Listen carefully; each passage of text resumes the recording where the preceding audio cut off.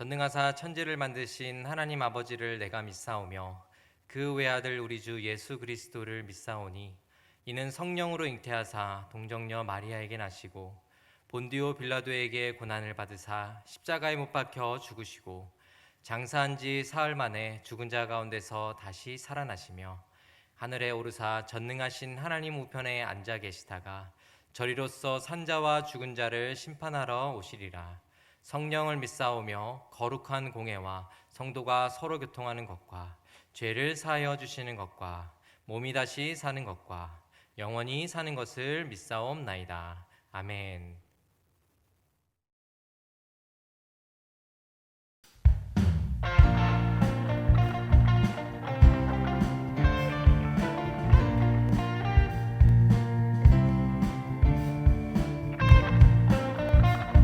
함께 이 시간 예배에서 주의 음성 듣기를 원합니다.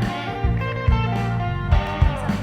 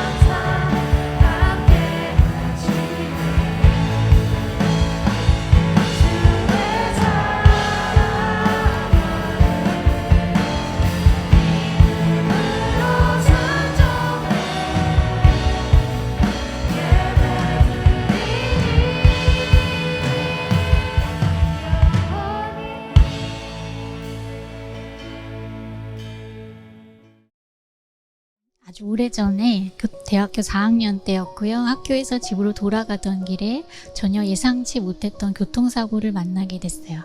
음주운전 하신 분이 사고를 내셨고 그 여파로 제가 화상을 입게 되었습니다. 전신의 55%의 3도 화상을 입게 됐고요. 처음에 병원에 갔을 때는 살지 못할 것이라는 그런 아주 어려운 상황 중에 있었지만 참 하나님께서 놀랍게도 저에게 두 번째 삶을 허락해 주셨어요. 나는 어떻게 이 시간들을 버텨야 하는 건지 도무지 앞으로도 뒤로도 갈 수 없는 그런 상황 중에 점점 마음이 어려워졌었던 것 같아요. 근데 그런 중에 하루는 엄마가 그러셨어요. 그렇지만 우리 하루에 한 가지씩 감사할 거리 찾으면서 하루 보내자. 온몸을 붕대로 감고 그렇게 있었던 그 상황 중에 감사할 게 있는 거예요. 숟가락 잡고 다시 제 입에 밥 넣었던 그날은 그거 감사하고요. 또 환자복 단축구멍에 제 힘으로 제 손으로 처음 단추를 다시 채웠던 그날은 또 그걸 감사했어요. 계시지 않는 것 같고 지금은 나를 버려버리신 것만 같은 그런 마음이 들고 있던 제게 조금씩 이 가운데도 하나님이 함께하고 계시는구나. 하나님이 지금 여기에 나와 함께 계시는구나. 그걸 찾을 수 있었던 것 같아요. 여러분은 왜 하나님의 말씀을 순종하려고 하시나요? 저도 어렸을 적에 여러분과 비슷한 생각을 한 적이 있었습니다. 신앙생활을 여러분들과 같이 했기 때문에 뭔가 순종하려고 한다라고 하면 무언가를 기대하고 순종했는지를 여러분들의 생각에 좀 공감할 수 있을 것 같아요. 우리가 순종하면 하나님께서 정성이 아주 그냥 기특하여 하나님이 그냥 선물 주시듯이 우리에게 간절한 기도에 모두 응답하여 주실 것이다 라는 그런 마음이 있기 때문에 우리는 또한 순종하는 거 아닌가요? 순종이라도 해야 내가 한 것이 있어야만 또 예쁜 짓을 해야만 그래도 하나님이 떡 하나 더 주듯이 하나님이 나의 바람을 들어주시진 않을까 그런 마음에 우리는 순종하려 하는 것은 아닐까요? 또 한 가지 순종하려는 이유가 있다면 나의 인생이 평탄해지기 위해서일 것입니다. 왠지 순종하면 하나님이 나에게는 어려움이 없을 것 같고 또 승승장구할 것 같고 또 실패가 없을 것 같다라는 생각을 하기 때문에 이러한 순종을 우리가 해야겠다라는 생각을 하게 되는 것이죠. 이런 마음은 어디서부터 오는 걸까요? 잠시 좀 생각해 보면 성경의 좀 인물을 우리가 또 듣고 이야기를 또 들으면서 또 말씀을 읽으면서 순종하면 이렇게 해주시겠구나라는 그런 기대감을 가지게 됩니다. 첫 번째로 누가 생각나냐면 요셉이 생각나죠. 신기하게 하나님이 꿈꾸게 하신 그 꿈을 가지고 살았던 그 요셉. 하나님은 요셉의 삶을 형통하게 하셨고 또 결국에는 총리가 되게 하셨죠.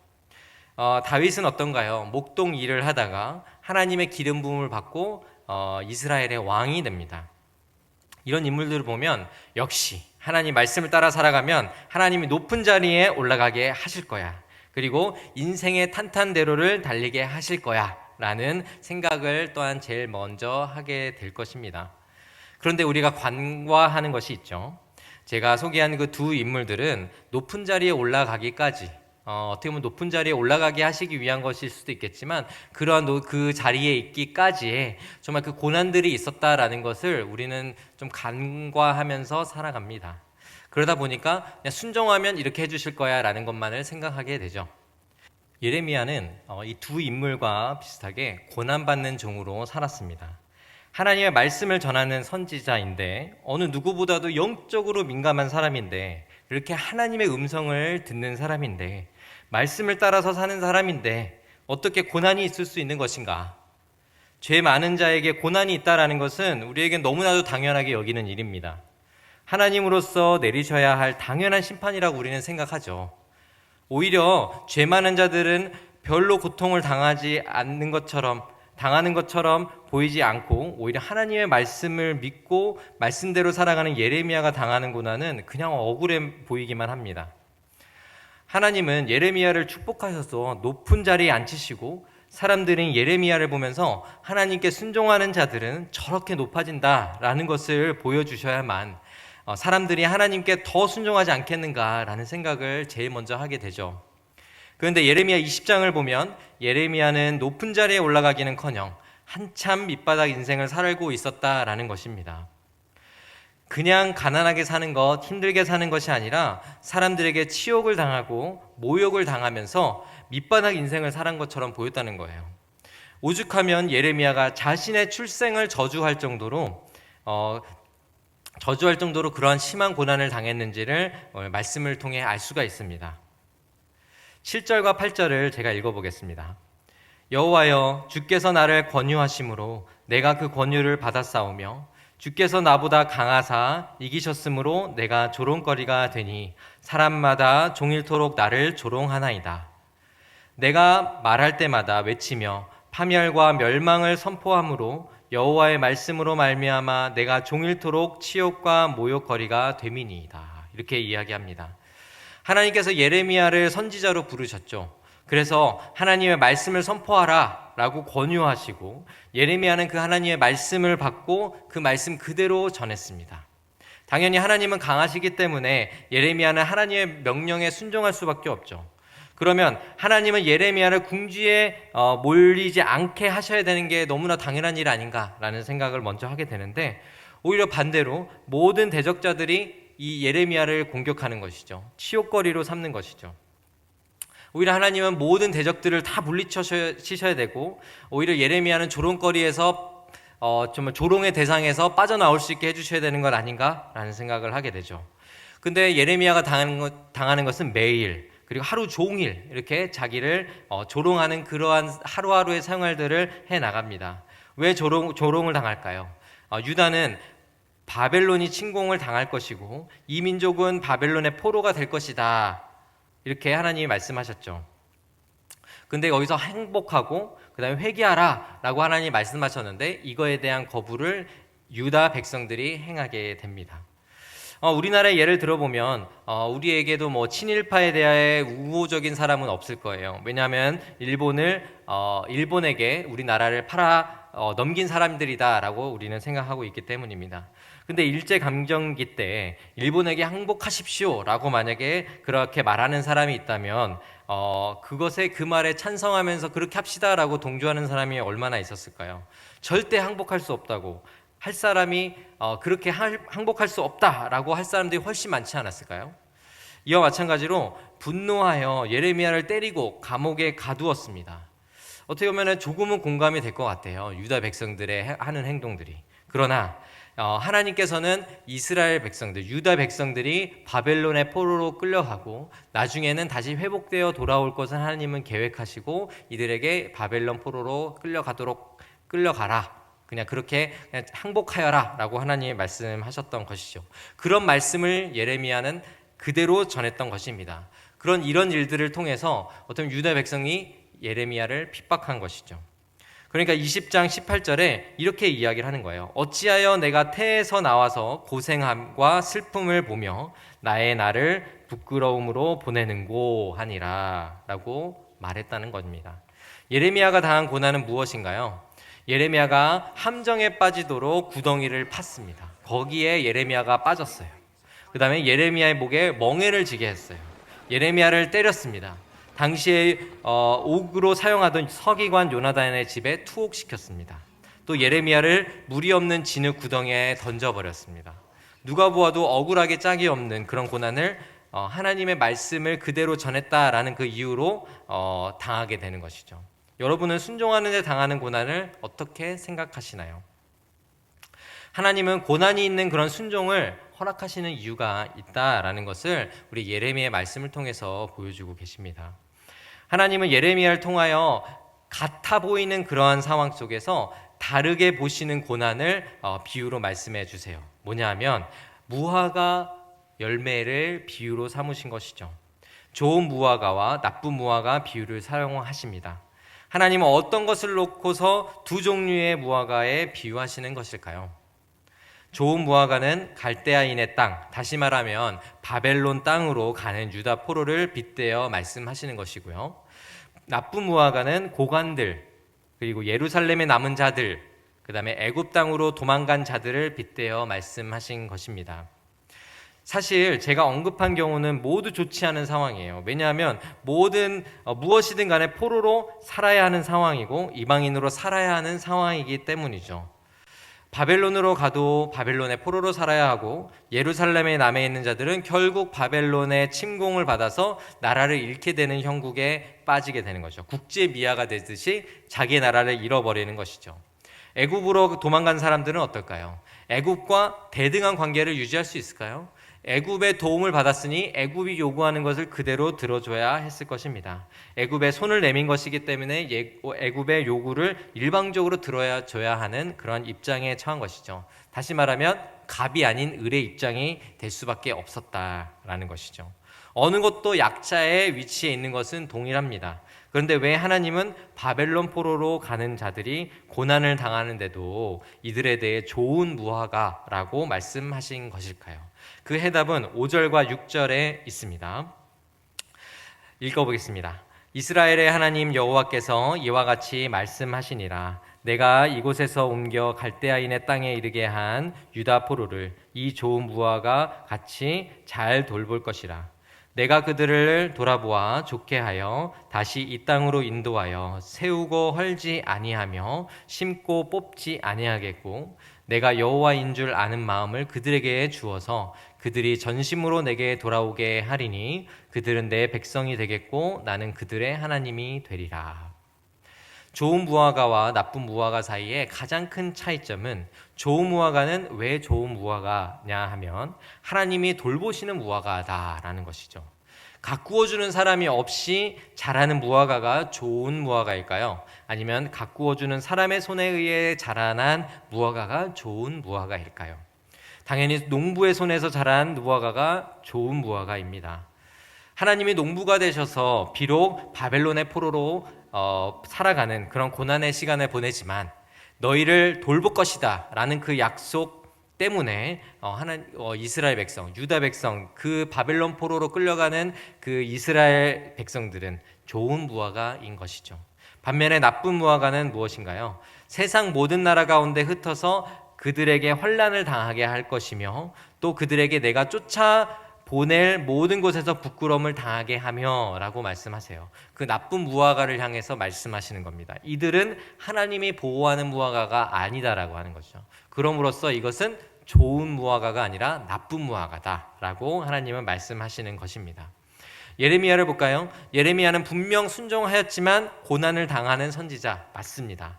겉으로 보기에는 나쁜 무화과처럼 보여요. 그럴지 모르겠지만 예레미야와 함께 하시는 하나님으로 인하여서 좋은 무화과로 예레미야는 살아가고 있었다라고 하는 것입니다. 비록 고난을 당하고 있기는 하지만 그만큼 고난보다도 값지고 큰 것이 순종하며 살아갈 때 하나님을 경험하는 그 좋은 무화과의 열매의 삶을 늘 추구하고 희망하고 소망하면서 살아가는 그 삶을 이것을 통하여 하나님이 보여주시는 것이죠. 그래서 예레미야는 20장 9절에서 고난에도 불구하고 나는 하나님의 부르심을 따라 선지자의 삶을 살지 않을 수 없다라고 이야기를 합니다. 9절에 이렇게 얘기하죠. 내가 다시는 여호와를 선포하지 아니하며 그의 이름으로 말하지 아니하리라 하면 나의 마음이 불붙는 것 같아서 골수에 사무치니 답답하여 견딜 수 없나이다. 이렇게 이야기를 하는 것입니다.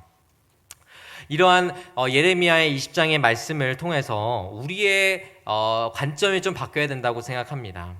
순종에 대한 관점이 바뀌어야 돼요. 앞에서 이 말씀드린 것처럼 무언가를 얻기 위하여 순종하고 우리에게 고난이 없는 탄탄대로의 인생을 살기 위하여 하나님께 순종하는 것이 아니라 우리가 순종하면서도 당하는 여러 가지 어려움 상황 속에 있다 할지라도 그것을 통하여 우리에게 무엇을 깨닫게 해주시는 거냐 하면 좋은 무화과로서 살아가는 삶이 무엇인지 하나님이 함께 하시는 삶으로 좋은 무화과의 삶을 살아가는 것 그것을 깨닫게 하시기 원하셨다라는 것을 우리가 깨닫기를 원해요.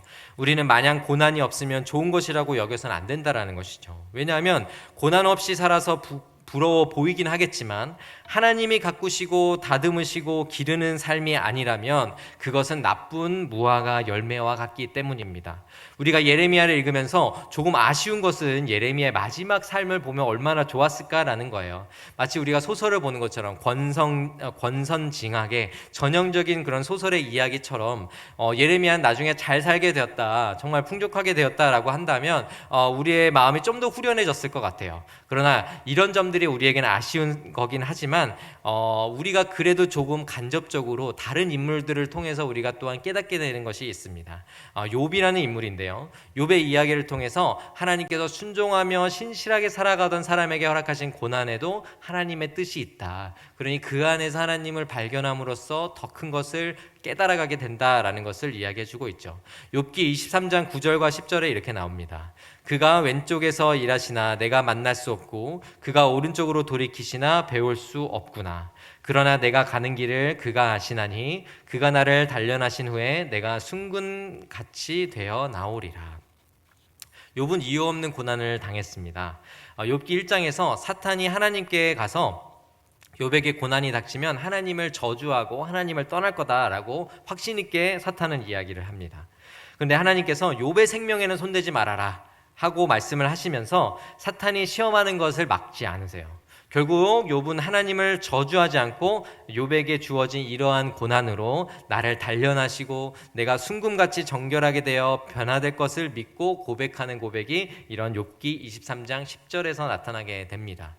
우리는 하나님께 순종하고자 할 때 순종하면 고난이 없고 순종하지 않으면 고난이 있다라는 그런 관점으로 우리의 삶을 바라보지 않았으면 좋겠습니다.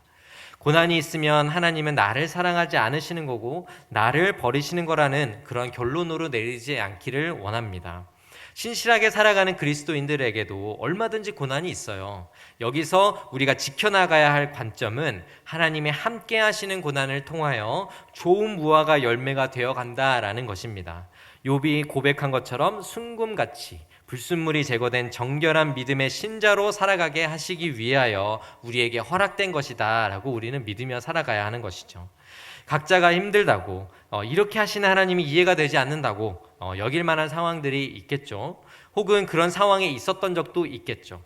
우리는 예레미야를 통해서 보여주신 말도 안 되는 그런 상황들 우리가 맞닥뜨리고 있다 할지라도 그 가운데서도 하나님이 우리와 함께 하신다면 우리가 마주보는 그 상황조차 하나님은 좋은 무화과 열매를 맺게 하시는데 사용하실 것이다. 그런 믿음의 고백을 하며 나아가는 우리 중고등부 친구들이 되기를 원합니다.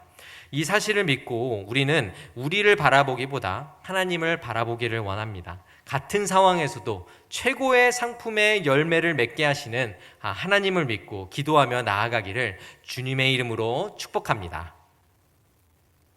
기도하겠습니다.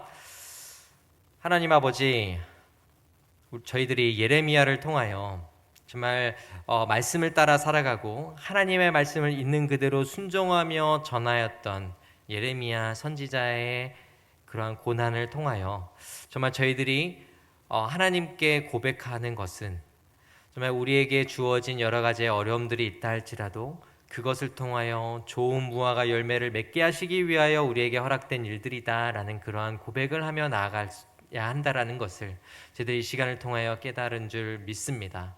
하나님, 저희들에게 정말 하나님을 붙들고 살아갈 수 있는 그러한 믿음의 용기와 믿음을 허락하여 주옵소서. 그래서 여러 가지 우리가 정말 하나님 계십니까? 라고 우리가 외치며 기도하는 상황이라 할지라도 하나님께서 정말 우리와 동행하여 우리에게 좋은 열매를 맺게 하시는 하나님이심을 저희들이 정말 기도하는 가운데서도 고백하며 정말 하나님께 모든 것을 맡기고 모든 것을 의탁하면서 하나님께 나아가며 우리의 믿음 생활을 계속해서 해나갈 수 있도록 우리 중고등부 친구들 모두를 주님께서 축복하여 주옵소서. 그래서 고난 가운데서도 이겨내고 또한 고난 속에서도 하나님을 찬양하며 하나님을 사랑하며 하나님께 기도하며 나아가는 정말 더욱더 믿음이 강건해져가는 우리 중고등부 친구들 모두가 되기를 간절히 원합니다. 주님께서 우리 친구들과 함께하여 주옵소서. 이 모든 말씀 예수님의 이름으로 기도드립니다. 아멘.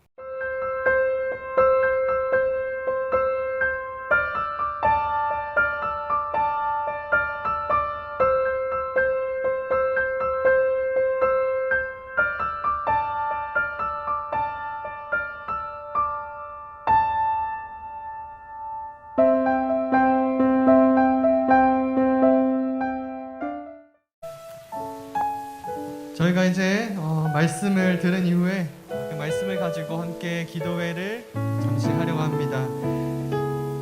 말씀의 내용을 한번 잠시 돌이켜 보겠습니다. 고난의 상황이 우리들에게 있고 없음이 하나님이 계시고 계시지 않다, 그것을 의미하는 것이 아닙니다. 오히려 하나님을 신실하게 믿는 사람이기 때문에 때로는 악인들로부터 공격을 받을 때도 있습니다. 오히려 하나님을 신실하게 믿는 사람이기 때문에 또 하나님께서는 이 사람을 또 하나님 뜻 안에서 더 단련시킬 때도 있습니다. 중요한 것은 우리가 좋은 상황이든 혹은 좋지 않은 상황이든 어떠한 상황에 있든지 하나님을 어떻게 우리가 찾으려고 하는가, 우리가 어떻게 하나님 보려고 하는가, 그것이 너무나 중요한 것입니다. 여러분들 다시 아니 계속 하시면 됩니다. 네. 하나님께서 나를 어떻게 회복하실까? 하나님께서 나에게 어떻게 이 상황을 이겨내라고 말씀하실까? 하나님께서 이런 상황 속에서 어떻게 나에게 너를 정말로 사랑한다 라고 말씀하고 계실까에 대해서 여러분들이 끊임없이 생각하고 말씀 안에서 그 답을 찾으려고 하고 기도하면 좋겠습니다. 이 시간 저희들이 함께 기도할 텐데요, 하나님, 나에게 어떻게 하나님을 알게 하시기를 원하십니까? 하나님, 이 상황 속에서 나에게 무엇을 알게 하시기를 원하십니까?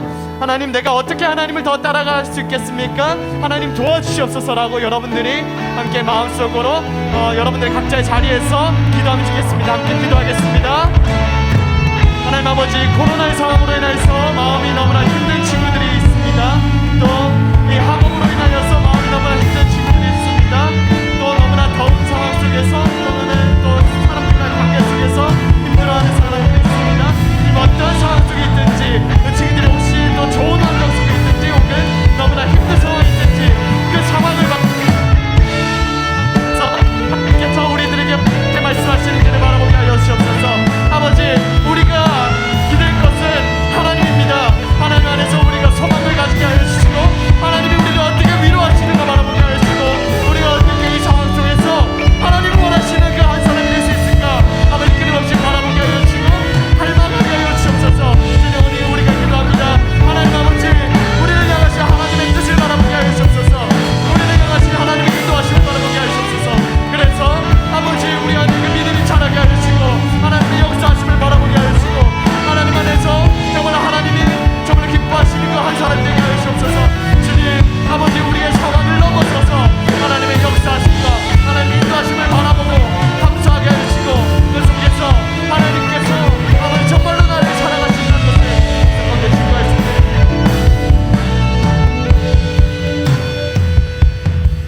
네, 제가 기도하도록 하겠습니다. 하나님, 저희들이 살아가는 인생 속에서 하나님을 따라 살아가면 모든 것이 다 형통하고 고속도로와 같이 뚫려지는 것을 정말 간절히 소원할 때가 있습니다. 그러나 저희들은 예레미야를 봅니다. 욥을 봅니다. 하나님을 잘 따라 살아가고 있음에도 불구하고 저희들에게는 어려움이 닥치기도 하죠. 그래서 때로는 또 저희들의 나약하기 때문에 쓰러지고 낙담할 때가 있죠. 그러나 하나님, 저희들의 연약한 마음을 붙잡아 주시옵소서. 코로나로 인하여서 외로움과 짜증으로 마음이 많이 흔들리기도 하고 너무나 극심한 무더위로 인해서 또 마음이 어렵기도 합니다. 학년이 올라갈수록 학업량과 불안감으로 인해서 지치기도 합니다. 하나님 잘 따라 살았더니 학교에서는 재수 없다고 욕을 먹기도 합니다. 하나님, 그때마다 우리가 하나님 바라보게 하시옵소서. 하나님 주시는 위로 경험하게 하여 주시고 하나님의 사랑을 보게 하여 주옵소서. 그래서 참 내가 경험한 이 하나님, 내가 만난 이 하나님, 세상 가운데 참으로 감사하며 또 전할 수 있는 그런 귀한 친구들 되게 하여 주시옵소서. 주님, 이 코로나 무더위 속에서 지친 우리 아이들 위로하여 주시고 지켜주시고 저희가 다시 이곳에서 만나 또다시 예배드리는 날까지 특히 우리 아이들의 믿음을 잘 붙잡아 주시옵소서. 그리하여 이 아이들을 통한 예배가 회복되고 교회가 회복되는 그 일을 보기를 원합니다. 주님, 함께 하여 주시옵소서. 감사합니다. 예수님의 이름으로 기도드립니다. 아멘. 함께 주기도문 고백함으로 모든 예배 마치도록 하겠습니다. 하늘에 계신, 함께 고백하겠습니다. 시작. 하늘에 계신 우리 아버지여, 이름이 거룩히 여김을 받으시오며 나라의 마옵시며 뜻이 하늘에서 이루어진 것 같이 땅에서도 이루어지이다. 오늘날 우리에게 일용할 양식을 주옵시고 우리가 우리에게 죄 지은 자를 사해 준 것 같이 우리 죄를 사해 주옵시고 우리를 시험에 들게 하지 마옵시고 다만 악에서 구하옵소서. 대개 나라와 권세와 영광의 아버지께 영원히 있사옵나이다. 아멘.